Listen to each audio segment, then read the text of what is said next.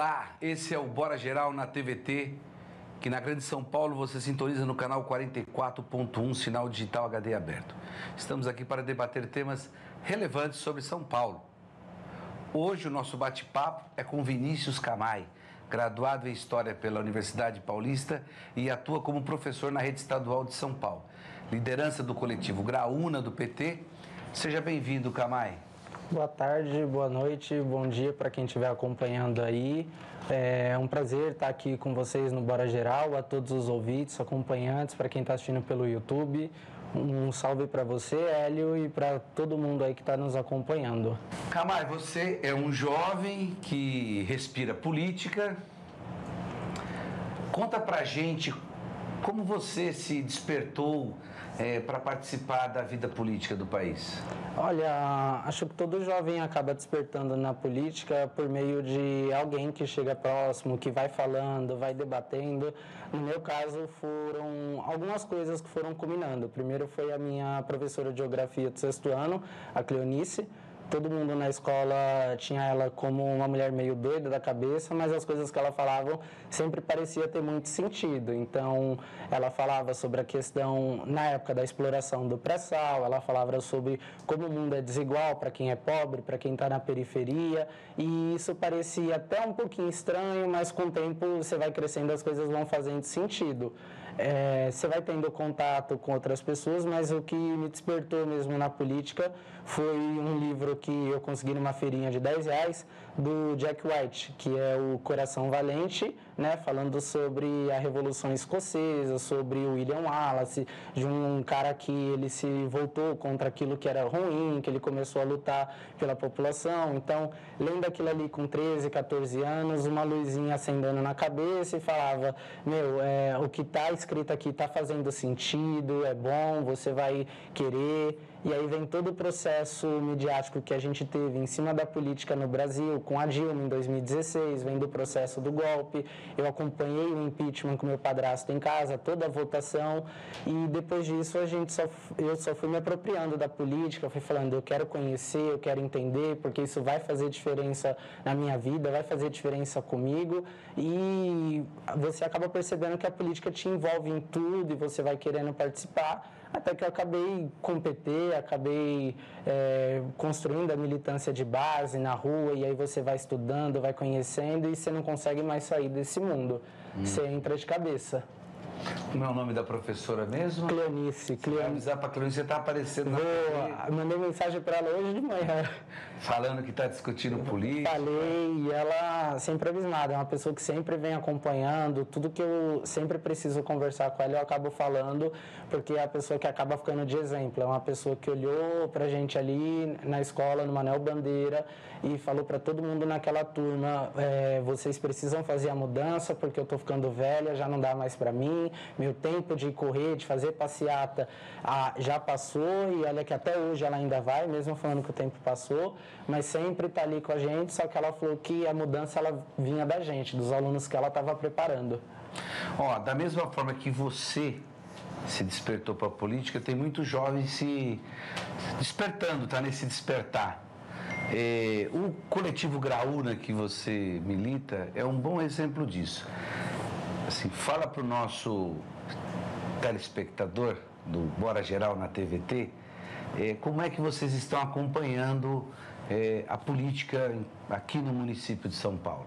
Bom, o Graúna ele acaba por ser muito diverso, até pelo perfil de pessoas que a gente tem. Então, dentro do coletivo, nós temos pessoas que estão na faculdade, estão trabalhando, está espalhado pela capital de São Paulo, pelo interior, e toda semana a gente faz as reuniões para discutir a questão de conjuntura, e diariamente a gente vai conversando no grupo, e a percepção no todo é de muito otimismo na política aqui na capital, ao mesmo tempo que nós sentimos que a política, as eleições ainda não estão ganhas, que a gente vai ter um cenário muito difícil, principalmente com o Ricardo Nunes intensificando o uso da máquina do Estado na cidade. Então, você vai em qualquer periferia de São Paulo, você vê faixas falando essa obra está sendo feita pela gestão do prefeito Ricardo Nunes. Eles estão revitalizando o parque, passando a mão de tinta, mas para a população no geral isso acaba ecoando como o prefeito está trabalhando, ele está fazendo obra.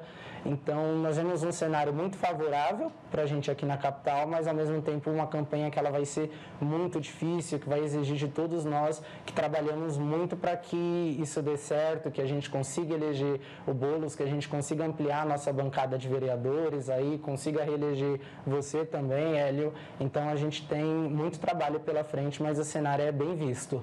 Que região da cidade que você, Camay? Eu moro na noroeste de São Paulo, no Recanto dos Humildes, lá em Perus. É periferia? Bem periferia. Quarta maior favela da cidade de São Paulo. Quem que inspirou você? Que personagem tem desse projeto político que você ali mira, se espelha, fala, isso aqui me inspira? Olha, acho que a minha primeira inspiração foi a figura de Sabotagem, né? Que era um rapper fantástico aqui em São Paulo. E numa das músicas dele, ele tem um verso que ele fala, né? Estude Marx, estude, seja um Martin, talvez um Luther King ou Sabotagem. Então, ele sempre foi uma figura que foi denunciando a questão da desigualdade. E você olhava, você ouvia, você pensava, eu quero ser ele. Né? E aí, quando você olha assim, para a questão da política institucional, nós temos algumas figuras que não dá para você olhar e você não se espelhar, que é quando a gente olha, por exemplo, o presidente Lula, vê tudo que ele passou como retirante nordestino, tudo que ele enfrentou, o processo dos protestos dentro da ditadura e tudo que ele enfrentou para chegar ali dentro da política e falar, eu estou aqui, eu vou fazer, eu vou lutar pela população mais pobre, eu vou lutar para pessoas que são como eu, que moram no Recanto, que todo dia vai pegar o trem lotado 6 horas da manhã para ir trabalhar, saiu do trabalho, vai para a faculdade, então vai sair às 6, vai chegar às 11 da noite e repetir isso todo dia, de segunda a sexta, outros de segunda a sábado, como era o meu caso, né?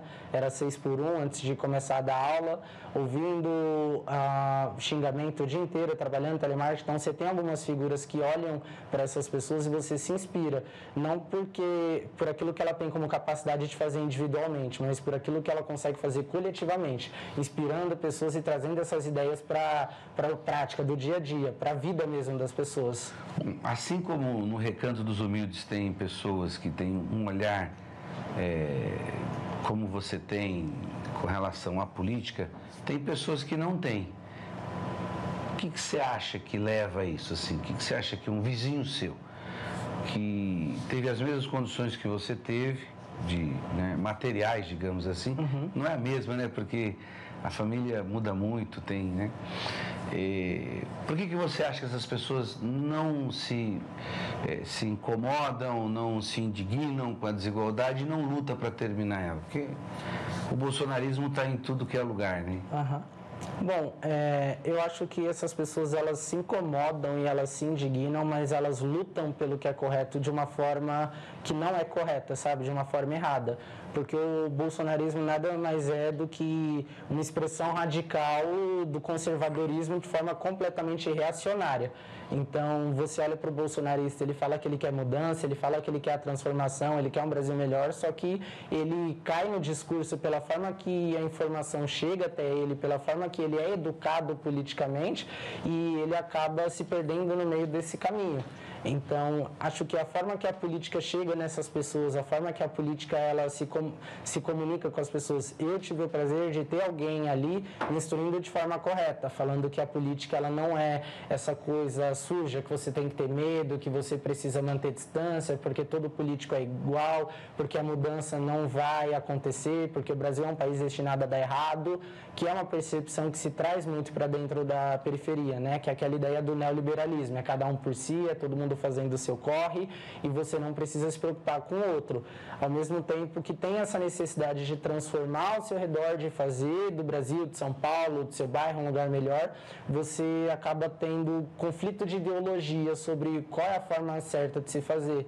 As pessoas que pensam num bem-estar coletivo, elas sempre vão pensar num todo, sabe? Vão olhar todos os processos, toda a conjuntura para entender o que é que de fato é o problema e como que eu mudo isso. Quando eu estou sendo, como eu posso dizer, afogado com a ideologia de que eu preciso fazer o meu e que se dane os outros, de que eu preciso todo dia entender que eu estou pensando ali que é eu contra outras pessoas, que eu estou competindo com o cara do meu lado, que eu estou competindo com o meu próximo. Isso acaba adoecendo as pessoas, deixa elas um pouco mais agressivas e acaba fechando os olhos, sabe? É como se descesse uma cortina de ferro para os reais problemas e se acaba discutindo o que não é real.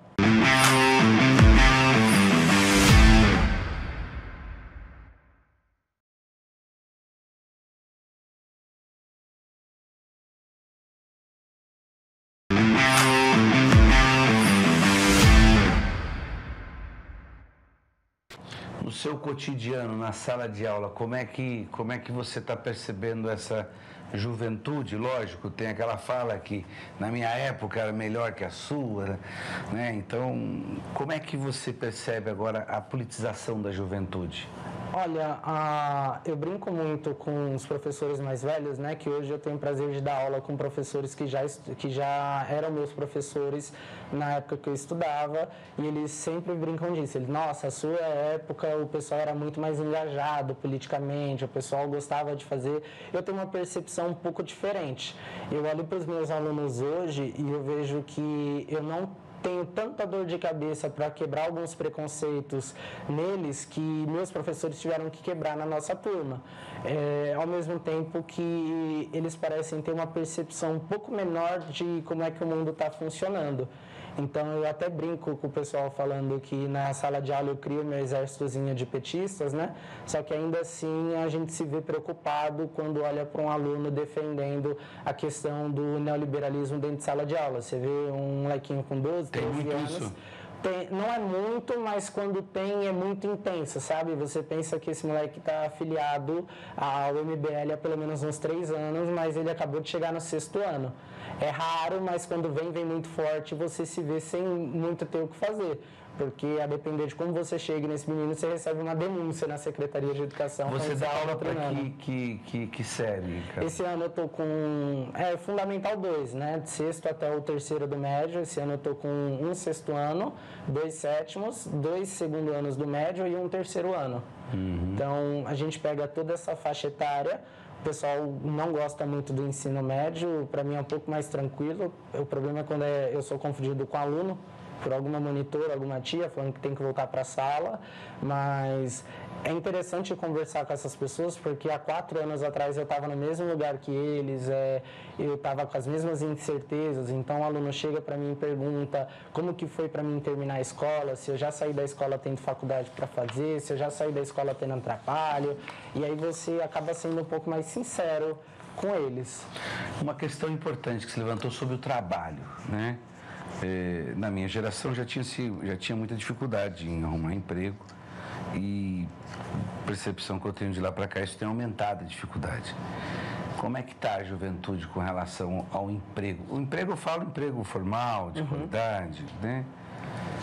E quais são os tipos de emprego que tem, né? Qual é a qualidade desse emprego? Então, em questão de qualidade de emprego, é o trabalho precário. Então, para os meus alunos, eles saem da escola, a principal oportunidade de primeiro emprego, pelo menos em São Paulo, é o telemarketing, ou você vai trabalhar num atacadista, né, nos grandes mercados, ou você vai trabalhar no setor comercial, mas aí não é com vendas, né, na indústria, é no McDonald's mesmo, porque a gente tem uma oferta muito grande de empregos precarizados, que exigem baixa qualificação deles, e quando o desespero está batendo ali na porta, porque eles se veem com 18 anos precisando fazer alguma coisa, talvez não prestaram Enem, porque são muito inseguros, então eles acabam aceitando esses empregos, não é nem aceitando, é procurando esses empregos de baixa remuneração e autoexploração, como foi meu caso. Eu terminei a escola e eu fui trabalhar de telemarketing aqui em São Paulo, nativos de vendas, e aí conforme você vai avançando, você começa a fazer a faculdade, aí você consegue uma qualificação um pouco melhor, ou então, se você tiver muita luta, né, e um pouquinho de sorte, um pouco de bênção, você sai da escola já trabalhando por indicação em alguma empresa. Mas os trabalhos, eles são cada vez mais precários para os jovens, e os jovens, eles cada vez mais têm essa percepção de que é precário e de que não compensa mais trabalhar, não compensa mais ter um emprego formal, e aí a gente acaba vendo esse processo de uberização dos trabalhos, né? Tem aluno meu que brinca falando que quando terminar a escola vai financiar um Civic e vai tirar dirigindo na Uber mais do que eu com a faculdade. Eu dou risada e eu falo, é capaz mesmo, só que depois de 8 horas de trabalho eu vou conseguir descansar, você vai estar rodando 12, 16 horas e se acidentar, você não vai ter qualquer tipo de seguridade social. A gente tenta fazer esse trabalho de formiguinha, né, conscientizando de o que é a seguridade social, do que é o emprego formal, mas tem se tornado cada vez mais difícil porque as informações na internet, do que vem, do que chega, é muito mais rápido do que a gente em sala de aula. E essa questão do trabalho, o trabalho melhor remunerado, que as opções são os cursos técnicos de qualificação dos institutos federais, inclusive que o presidente Lula já noticiou a possível instalação de 2 IFES aqui em São Paulo, um no Jardim Ângela e outro na cidade de Tiradentes. Para a juventude, na sua opinião, essa qualificação, ela é boa? Ela é essencial em todos os âmbitos, porque para quem vem da periferia, para quem vem da favela, para quem vem de um lar desestabilizado com baixa renda, a única salvação, né, o único meio de sair de dentro daquela situação é por meio do estudo.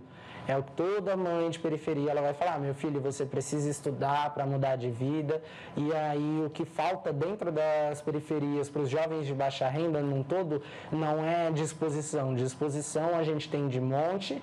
O grande problema é oportunidade. Você dá para um jovem a oportunidade dele se desenvolver, você dá para o jovem a oportunidade dele conseguir um trabalho de alta qualificação, dele estudar. Esse jovem ele vai abraçar a oportunidade e ele vai trabalhar como ninguém, ele vai se desenvolver como ninguém, porque esse jovem ele já sabe o que é lutar desde o dia que ele nasceu, ele já sabe o que é se esforçar, o que é ralar todo dia, o que é levar xingo, o que é perder o ônibus quando você está atrasado, desde o dia que ele nasceu. Então, se você dá oportunidade para esses jovens chegarem, ocuparem um espaço que historicamente nunca foi destinado a eles, eles se apropriam e aproveitam de tudo que esse espaço tem para oferecer para eles, inclusive na política.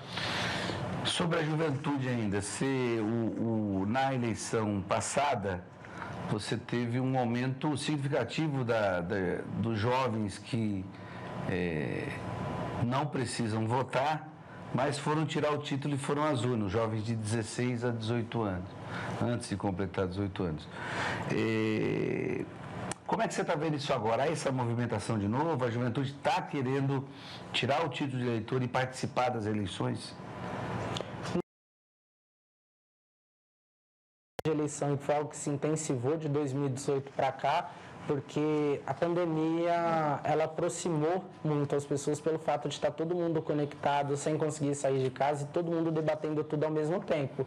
Em 2022, acendeu um avisozinho na cabeça dos jovens de que esse país pertencia a eles e eles que tinham que tomar o rumo, o protagonismo e as decisões desse país.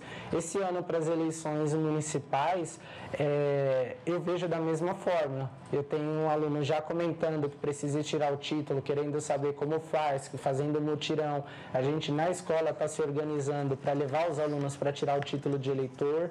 Então, contudo, a juventude ela está se movimentando cada vez mais. Eu acredito que esse é um processo que daqui para frente ele só vai aumentar. Então, cada vez mais nós vamos ver jovens na política decidindo que querem votar, que querem sair candidato, que querem argumentar, querem fazer parte do debate público.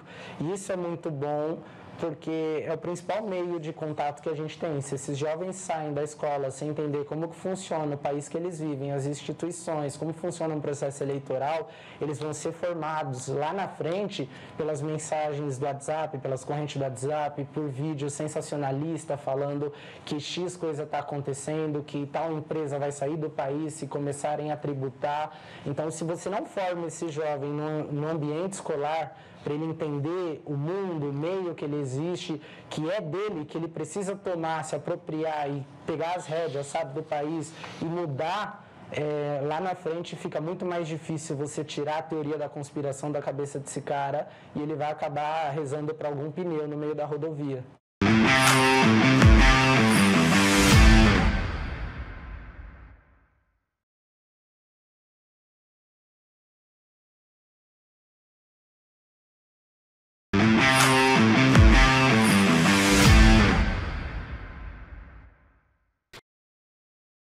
Está fazendo alguma coisa para poder ajudar essa juventude que quer participar da política? Qual é a atuação que vocês estão fazendo? O Graúna, ele começou na semana passada. E por que Graúna, o nome? Graúna? Qual das duas responde primeiro? Pode ser primeiro, por que o nome é Graúna? O nome do Graúna é por conta de um ilustrador, né, o Henry, que nós tivemos aqui no período da ditadura militar, e ele fez a Graúna, que é um pássaro preto, que foi uma das primeiras figuras, primeiros mascotes do PT, né? Então, nós tivemos a decisão de resgatar esse símbolo, até num conceito de resgatar o que foi o PT lá atrás, um partido de massas, um partido plural, para as pessoas terem contato com o que é o Partido dos Trabalhadores, se apropriarem, né? Usar ele como ferramenta de mudança e não como só uma sigla institucional que disputa eleições de 2 em 2 anos. Então, a gente resgatou esse símbolo, colocou como uma perspectiva de mudança, porque a gente queria mudança tanto dentro da questão da política num todo, como na política feita pelos movimentos de juventude, que hoje é absurdamente excludente, né? E nos apropriamos desse símbolo e começamos a trabalhar.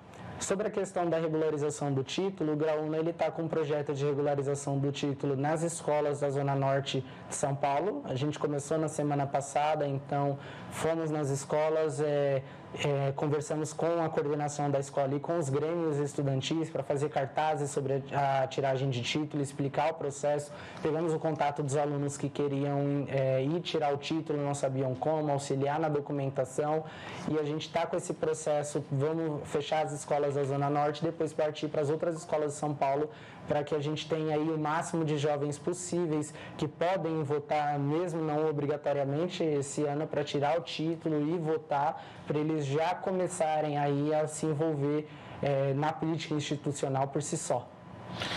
Então, um passo importante esse ano, a conscientização da retirada do título. Exatamente, a retirada. Para aqueles que não são obrigatórios dos 16 até os 18. E para quem tem mais de 18 e está com título irregular, a gente está indo atrás para regularizar com eles. Vamos começar a fazer nas estações também, parando a população que está indo trabalhar, voltando do trabalho, ver quem está com título irregular, auxiliar para regularizar o título. E vamos, porque é essencial esse ano. Fundamental, né? Perfeito. Kamay,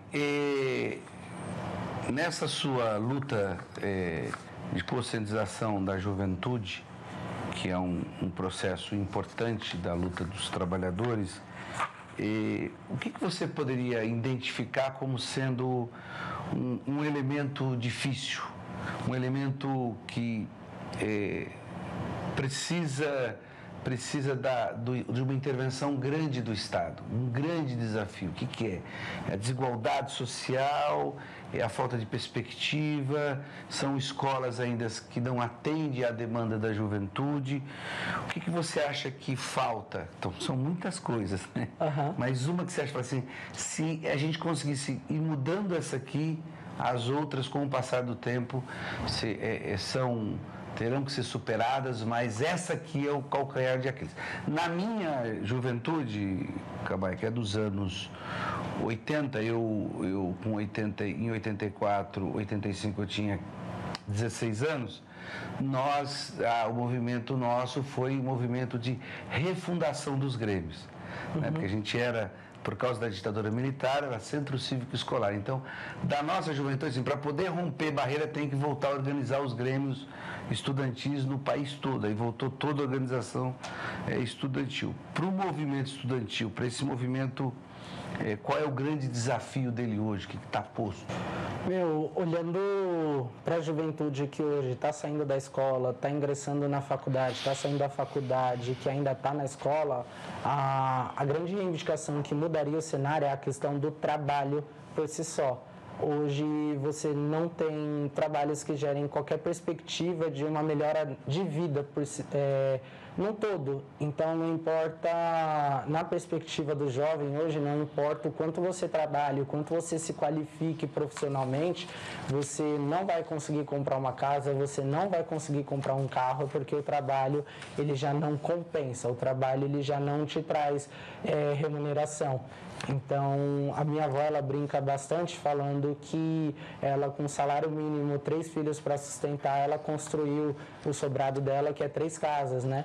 E hoje você tem jovem ganhando 2, 3, 4 salários mínimos e ele não consegue financiar um terreno, ele não consegue comprar um carro porque você teve nos últimos 6 anos anterior ao governo Lula, né, de 2016 a 2022, você teve uma precarização do que é o trabalho. A gente teve a reforma trabalhista destruindo a CLT, destruindo aquilo que garantia dos trabalhadores terem a sua remuneração adequada, ter o mínimo de dignidade no trabalho.